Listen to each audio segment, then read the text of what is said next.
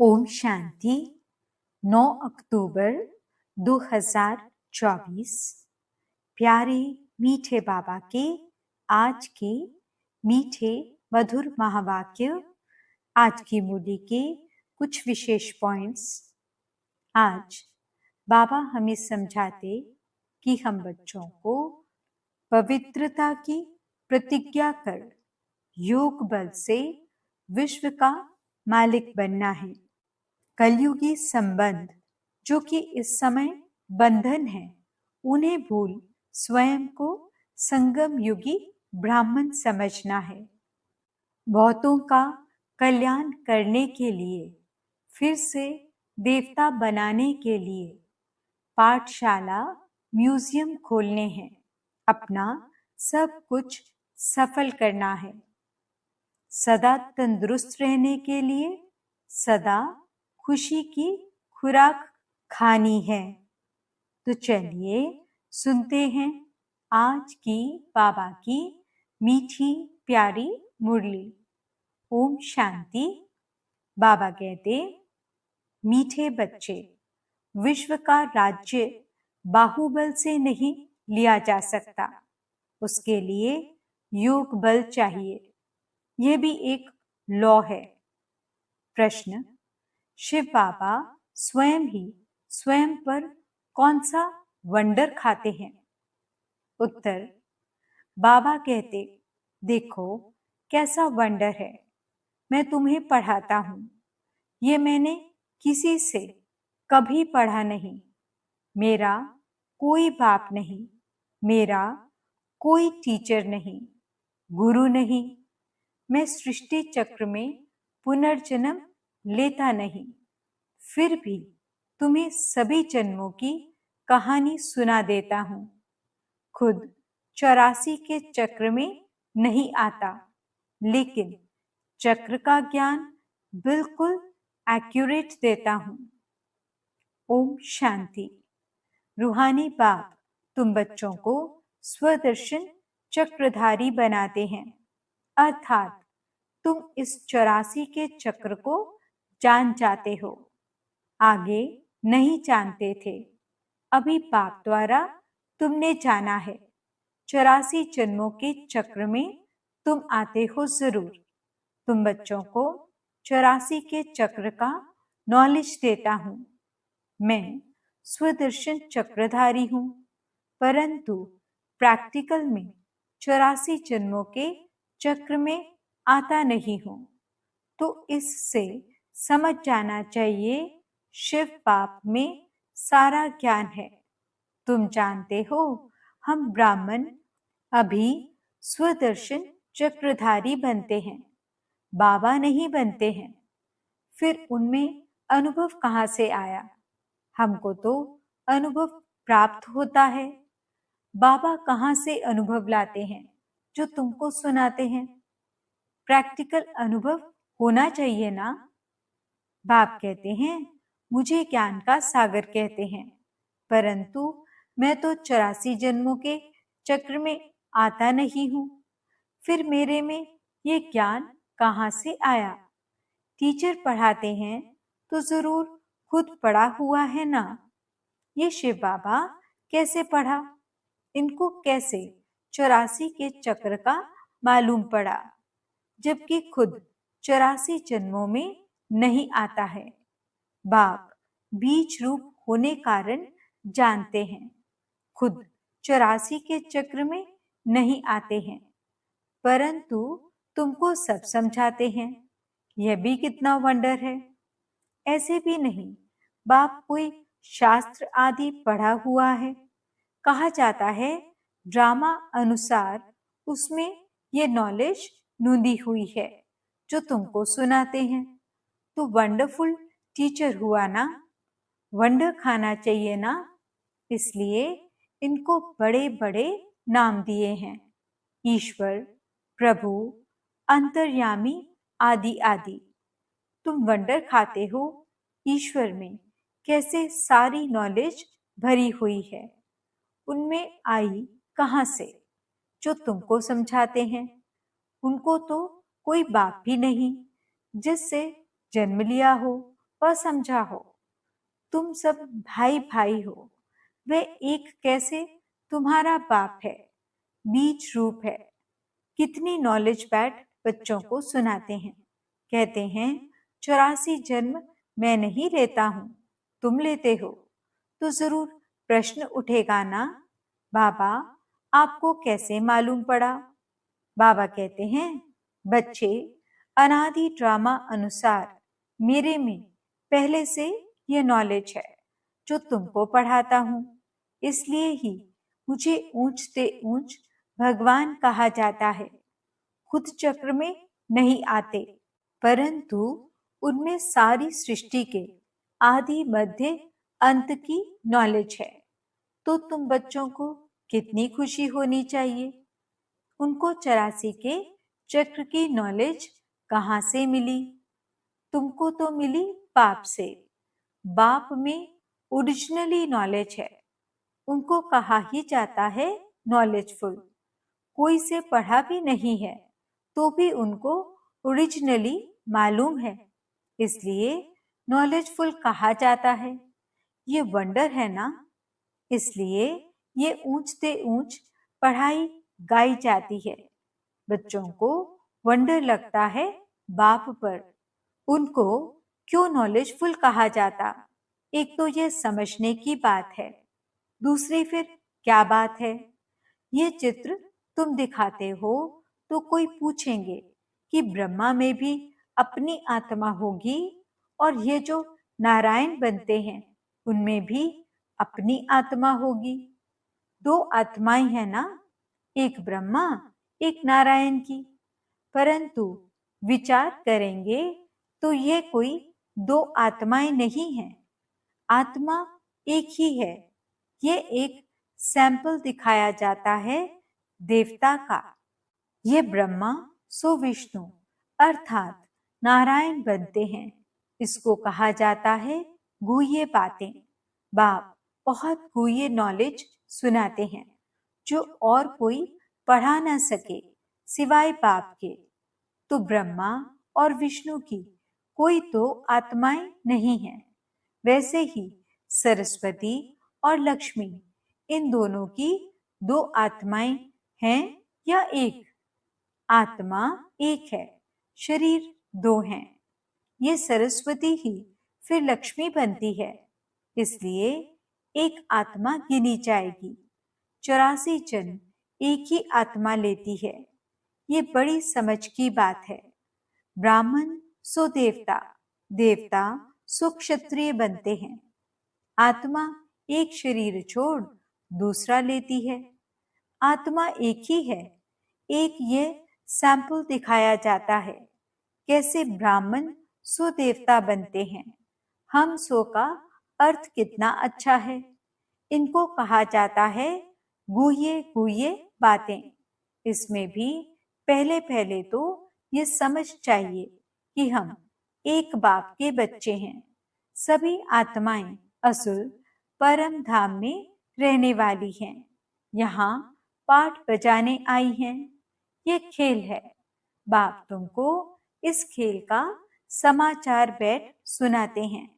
बाप तो ओरिजिनली जानते ही हैं। उनको कोई ने सिखाया नहीं है। इस 84 के चक्र को वही जानते हैं जो इस समय तुमको सुनाते हैं। फिर तुम भूल जाते हो। फिर उनका शास्त्र कैसे बन सकता?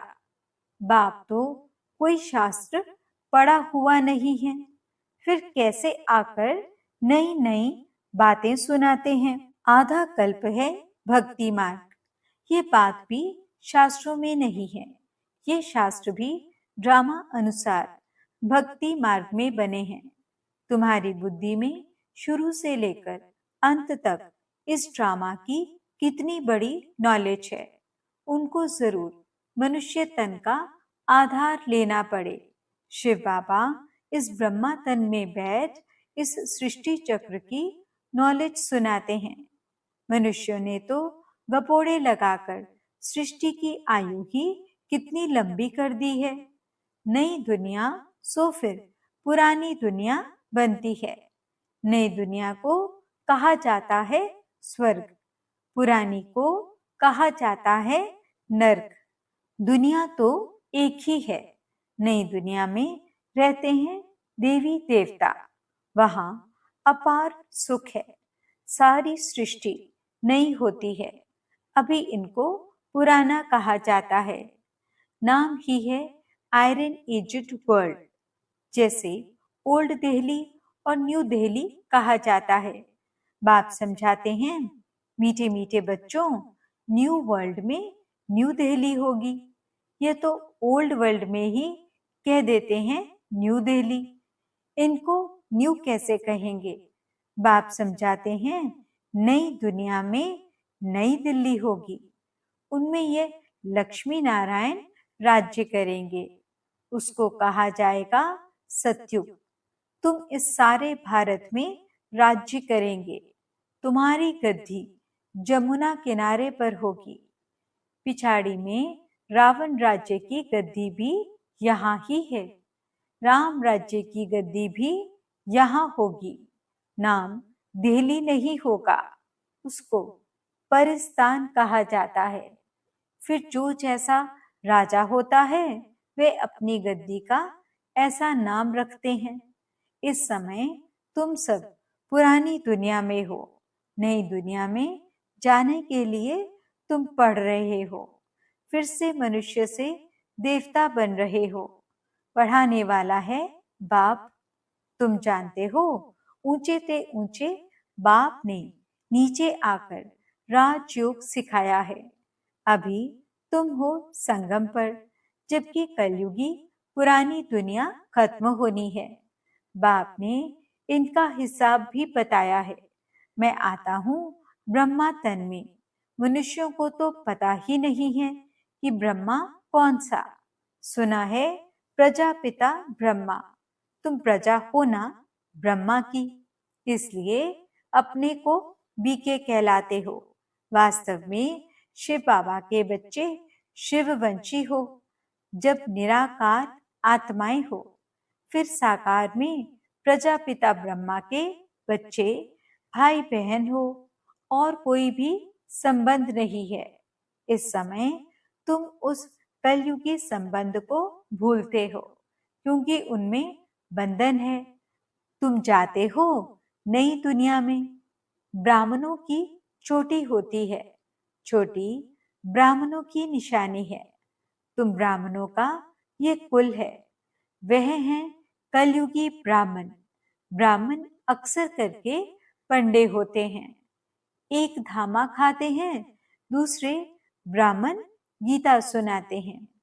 अभी तुम ब्राह्मण ये गीता सुनाते हो, वे भी गीता सुनाते हैं, तुम भी गीता सुनाते हो। फर्क देखो कितना है। तुम कहते हो कृष्ण को भगवान नहीं कह सकते। कृष्ण को तो देवता कहा जाता है, उनमें देवी गुण है। उनको तो इन आंखों से देखा जा सकता है। शिव के मंदिर में देखेंगे, शिव को अपना शरीर है नहीं। वह है परम आत्मा, अर्थात परमात्मा। ईश्वर, प्रभु, भगवान आदि अक्षर का कोई अर्थ नहीं निकलता। परमात्मा ही सुप्रीम आत्मा है। तुम नॉन सुप्रीम हो। फर्क देखो कितना है। तुम्हारी आत्मा और उस आत्मा में। तुम आत्माएं अभी परमात्मा से सीख रही हो, वे कोई से सीखा नहीं है। ये तो फादर है ना। उस परम पिता परमात्मा को तुम फादर भी कहते, टीचर भी कहते और गुरु भी कहते। है एक ही, और कोई भी आत्मा बाप, टीचर, गुरु नहीं बन सकती है। एक ही परम आत्मा है, उनको कहा जाता है सुप्रीम। हर एक को पहले फादर चाहिए, फिर टीचर चाहिए, फिर पिछाड़ी में चाहिए गुरु। बाप भी कहते हैं, मैं तुम्हारा बाप भी बनता हूँ, फिर टीचर बनता हूँ, और फिर मैं ही तुम्हारा सदगति दाता, सतगुरु भी बनता हूँ। सदगति देने वाला गुरु है ही एक, बाकी तो गुरु अनेक हैं। बाप कहते हैं, मैं तुम सबको सद्गति देता हूँ। तुम सब सतयुग में जाएंगे, बाकी सब चले जाएंगे शांति धाम, जिसको परम धाम कहते हैं। सतयुग में आदि सनातन देवी देवता धर्म था, बाकी कोई धर्म है नहीं, और सभी आत्माएं चली जाती हैं मुक्ति धाम। सद्गति कहा जाता है सतयुग को। पाठ बजाते बजाते फिर दुर्गति में आ जाते हैं। तुम ही सद्गति से फिर दुर्गति में जाते हो। तुम ही पूरे 84 जन्म लेते हो। यथा राजा रानी तथा प्रजा जो उस समय होंगे, 9 लाख तो पहले आएंगे, 84 जन्म 9 लाख तो लेंगे ना, फिर दूसरे आते रहेंगे। ये हिसाब किया जाता है।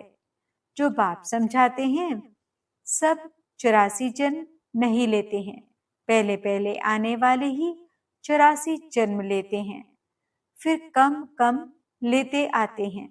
मैक्सिमम है 84।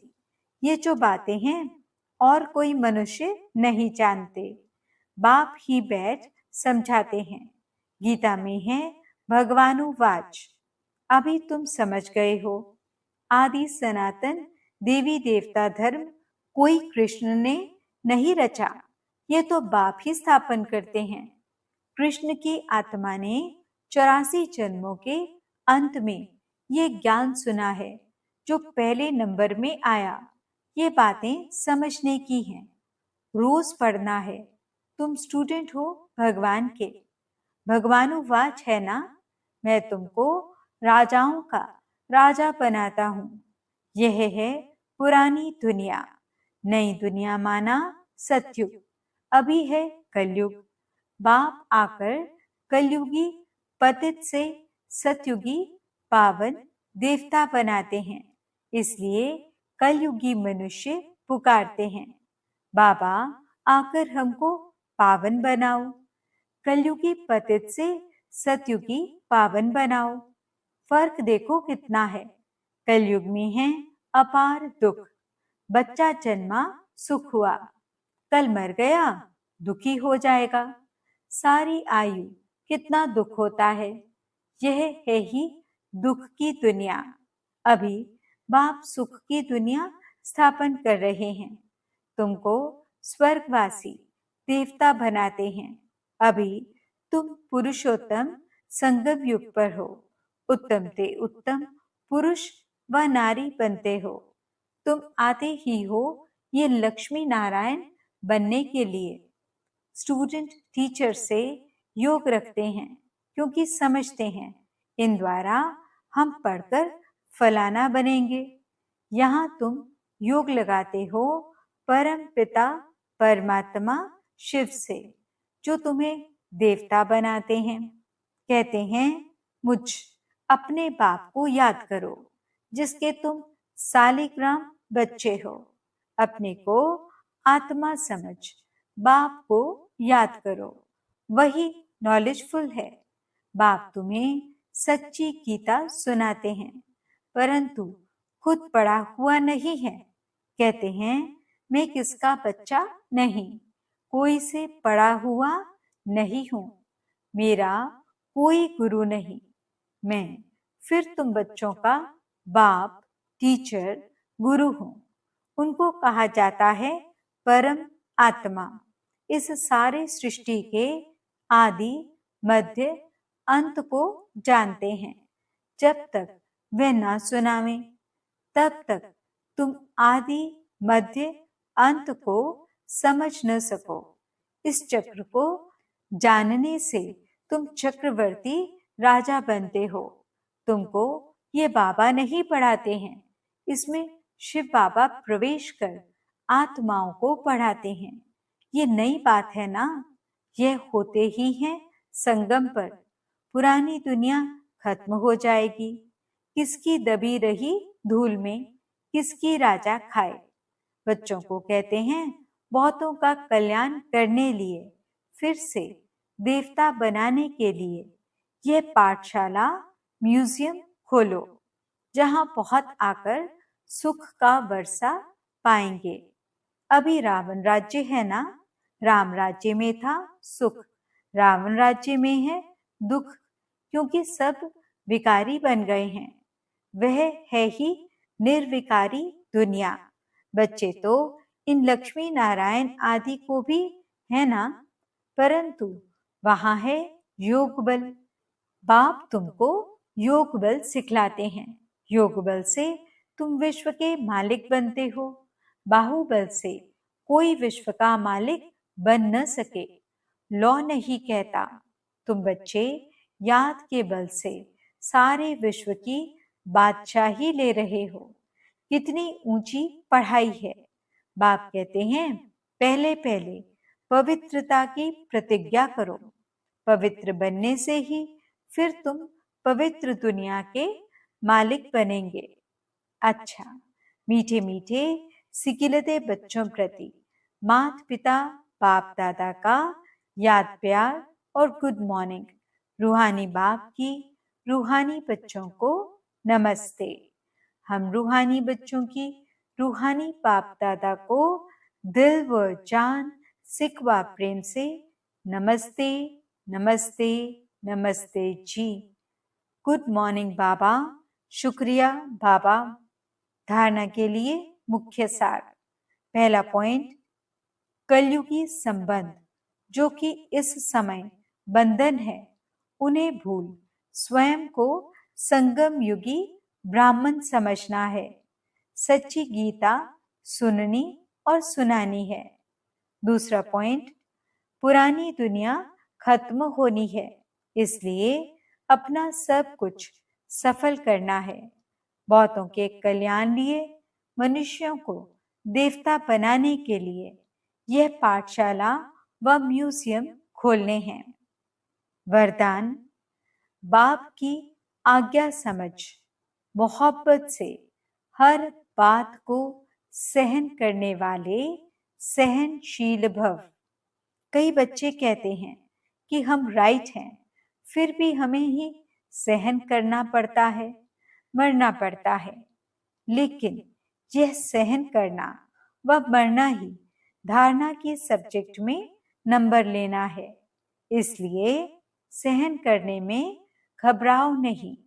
कई बच्चे सहन करते हैं, लेकिन मजबूरी से सहन करना और मोहब्बत में सहन करना, इसमें अंतर है।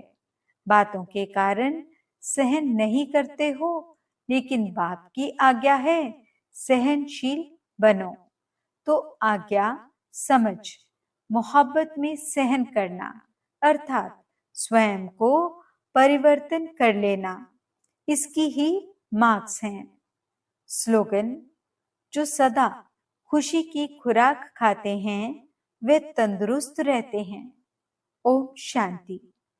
आज के अव्यक्त इशारे। अंदर में जो भी पुराने भाव स्वभाव का किचड़ा है, उसे परिवर्तन करने के लिए सच्चाई और सफाई का गुण धारण करो। मनसा वाचा कर्मणा तीनों में बनावटी रूप न हो। सच्चाई अर्थात जो करें, जो सोचें, वही वर्णन करें। ऐसा जो सच्चा होगा वह सबका प्रिय होगा। सच्चे पर साहिब राजी होता है। ओम शांति।